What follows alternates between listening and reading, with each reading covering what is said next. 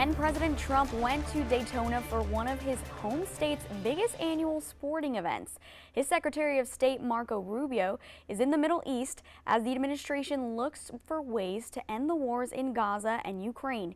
CBS has the latest from West Palm Beach, Florida. President Trump waved to the crowds as he arrived at the Daytona 500 NASCAR race on Sunday. Trump's second presidency is hitting the gas on a number of fronts, including efforts to bring Russia's war on Ukraine to a close. We're moving along. We're trying to get a peace with Russia, Ukraine, and we're working very hard on it. It's a war that should have never started.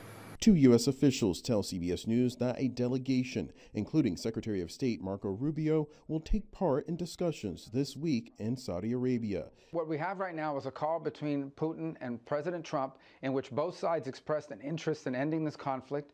I imagine there will be follow-up conversations to figure out what a process to talk about that would look like. On Sunday, Rubio met with Israeli Prime Minister Benjamin Netanyahu in Jerusalem. The Secretary of State reiterated that Hamas cannot remain in power in a post-war Gaza. As long as it stands as a force that can govern, or as a force that can administer, or as a force that can threaten by use of violence, peace becomes impossible. The unequivocal support of the United States on Gaza will help us achieve these objectives faster and set us on a path for a different future. President Trump has said he wants the U.S. to take control of the Palestinian territory, with residents leaving for Egypt and Jordan, an idea both countries have rejected. This week, an international delegation is set to meet in Cairo for talks focusing on the Gaza ceasefire agreement. Willie James Inman, CBS News, West Palm Beach, Florida.